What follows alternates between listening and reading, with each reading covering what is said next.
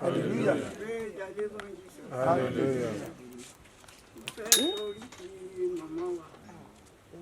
Ọmọ ẹgbẹ́ bíi akùnrin ọmọ yóò tọpa yìnbó ọmọ ìjíkùtù padà ìkúra ọmọ nísà ojú kan yà wá ọmọ nísà ọlàlà ọmọọṣẹ ìjọba lọ́jọ́ yìí ọyẹ mọmọ nísà aṣọ kẹkẹ iraq jásà ọmọ ló gboyè ló wọlé ọmọ ló sọ̀rọ̀ bí kìtì ọmọ tùgbèlè gbowó ẹrú ọmọ mọ̀ràmọ̀rà ẹrú gba ẹrú náà yíyá ọmọ ló ti ẹ̀ńdọ́jẹ́ tàtà àròlú ọmẹ́nu sọ kùsọ̀ ọlọ́mọ ṣọ̀gbọ́n.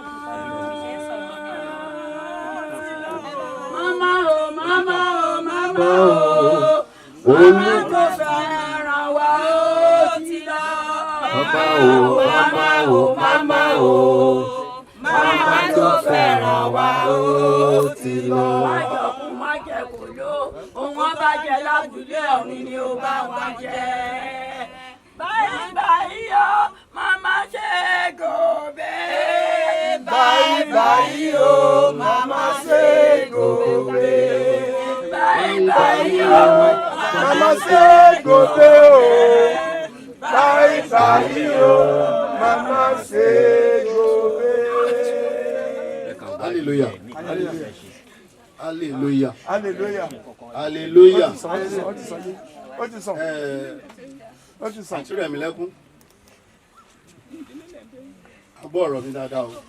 Nínú irú ìpéjọpọ̀ báyìí, mo ti rí dáadáa ẹ̀sìn méjì mẹ́ta níkàlẹ̀. Ó jẹ́ pé gbogbo tó àsìkò tó jẹ́ pé à ń he ìyá yìí.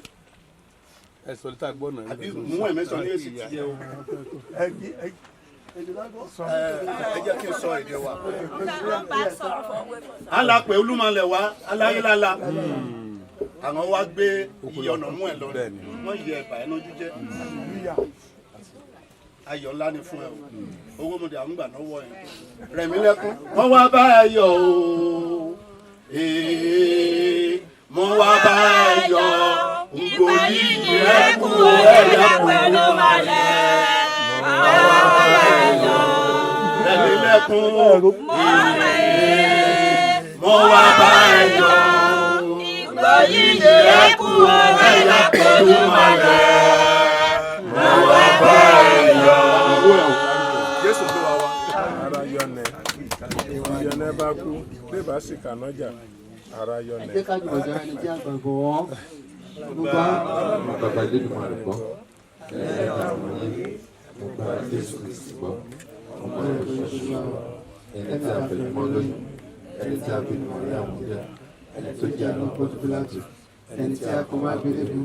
Ẹni tí ó kú sí àṣìṣe. Tó sọ̀kalẹ̀ gbogbo. Ọjọ́ pẹ̀ká. Ó jíde kó ní òkú. Ó ní ìfọ̀rọ̀. Ó sì jókòó lọ́wọ́ tó máa gbẹ́lẹ̀ fún wa. Ní ibẹ̀ láti ṣe Ìdájọ́ ayọ̀ wọn kú. mo gba ẹ̀mí Mo gbọ́. ìjọ Sẹ̀lẹ́síà mímọ́. Ìgbàgbọ́ àwọn olùmọ̀. Ìdáríjì ẹ̀ṣẹ̀. Àti ìdára ní ìsàkó. Àti ètò Kò ní pẹ́. àdúrà ìtọ́jú ọjọ́. Jehovah. Mímọ́. Jésù Kristi. Mímọ́. Michael mímọ́. Ògo ni fún orúkọ rẹ lókè. Hallelujah. Láti máa rí irú àwọn àkókò báwọn yìí. Olúwa gba ọpẹ́ wa. Àmín Jésù. Èyí tó fún wa lórí ọ̀fẹ́ láti ṣí wa létí tún lè. Ìrẹ́ ìmọ́lẹ̀ nínú ògo ọ̀run ńlá. Fún wa ní ọ̀rọ̀ rẹ gbọ́. Àmín Jésù. Fún wa ní ọ̀rọ̀ rẹ sọ. Àmín Jésù. Ká lè yè nínú ògo ńlá rẹ. Àmín Jésù. Jésù Kristi Olúwa wa. Àmín. Àmín. Fatai. Ayé ògbó yá dá o. Bàbá, màmá, lẹ́yìn lẹ́. Báyìí lẹ́wọ̀. Hallelujah. Hallelujah. Ẹ kú rọ̀jú. You're watching GboahTv. Kindly subscribe to our YouTube channel for more videos. Click on the subscribe button down below and the bell beside it. This will notify you once we drop a new video. Thank you. Ó máa tètè rí But báyìí. we don't know that it will be at this. Ṣùgbọ́n kò fún kí sì lókè Glory be to ọ̀la. God. Gbọ́ bẹ̀ dáadáa, wọ́n parí ẹ̀ dáadáa. Á It dín yín started bẹ̀. well and ended well. Ẹ̀yin ò ti lọ ṣáájú. Á dín yín bẹ̀. You are there.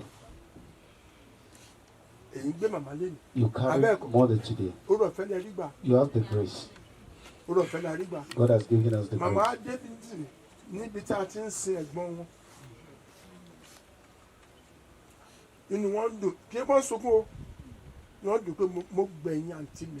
She's happy because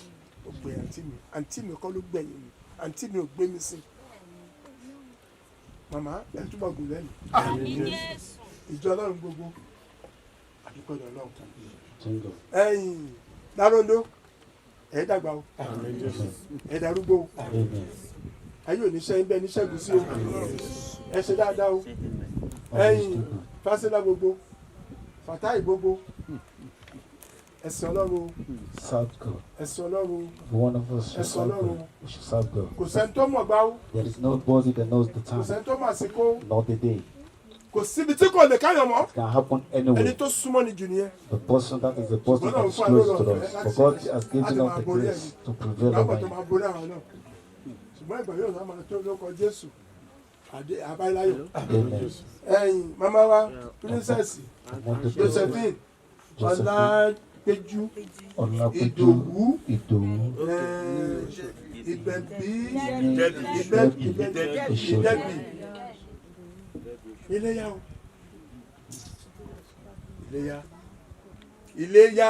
Iléyá o ọmọ Nàìjíríà Iléyá màmá Josephine Iléyá.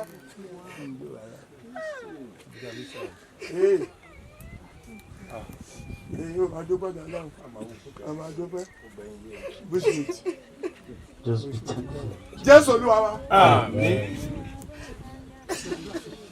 Jehovah Jésù Kristi Michael mímọ́ Ọlọ́run ọ̀rọ̀ ti gbọ́rọ̀ rẹ̀ Ọlọ́run kì í ṣe fún màmá wa tó kú bí kì í ṣe àwọn tá a wà láyé lónìí ká lè rí ìyípadà nínú ìrìn àjò ayé wa ní ìgbẹ̀yìn ayé wa pẹ̀lú ká lè bá ìjọba Olúwa gbọ́ ọpẹ́ wa èyí tá a gbọ́ lónìí kó tún ayé wa ṣe kó tún ọ̀nà wa ṣe ẹ̀mí táwọn fi olùpòwàdà kúrò nínú ẹ̀ṣẹ̀ Olúwa gbé wọn ní gọ̀ọ̀gàn wa ìyá wa tó kó Olúwa tẹ̀wọ̀n sí afẹ́fẹ́ rere Jésù Olúwa. Gbẹ́tù àti fún wọn. Gbẹ́tù àti bushmeat.